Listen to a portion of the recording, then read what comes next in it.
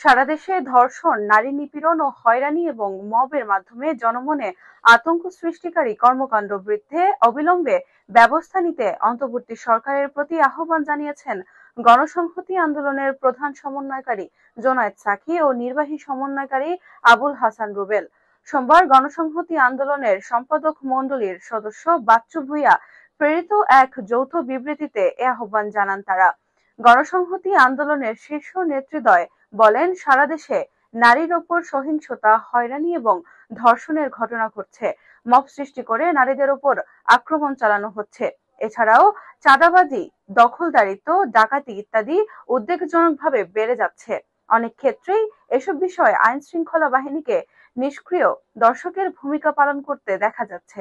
তারা বলেন, আমরা মনে করি আইন শৃঙ্খলা পরিস্থিতির এই অবনতি স্বরাষ্ট্র মন্ত্রণালয়ের কার্যকারিতাকে দারুণভাবে প্রশ্নবিদ্ধ করে।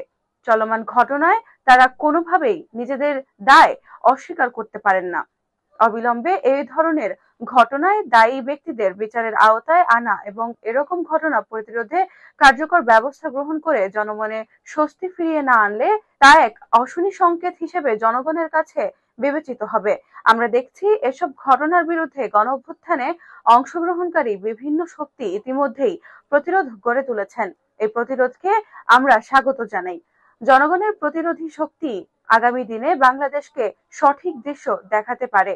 তারা আরো বলেন, আমরা গণঅভ্যুত্থানের সকল শক্তিকে ঐক্যবদ্ধ হয়ে এই নিপীড়ক শক্তির বিরুদ্ধে প্রতিরোধ গড়ে তুলতে আহ্বান জানাই। নারীরা বাংলাদেশের গণঅভ্যুত্থানের নিয়ামক শক্তি। আগামীর বাংলাদেশেও তারা নিয়ামক শক্তি হিসেবে ভূমিকা পালন করবেন এবং তাদের সম্মান ও মর্যাদা অক্ষুণ্ণ রেখে বাংলাদেশকে সামনে এগিয়ে নিয়ে যেতে ভূমিকা রাখবেন। সেই পরিবেশ সৃষ্টি অভ্যুত্থানের পক্ষের সকল শক্তির দায়িত্ব।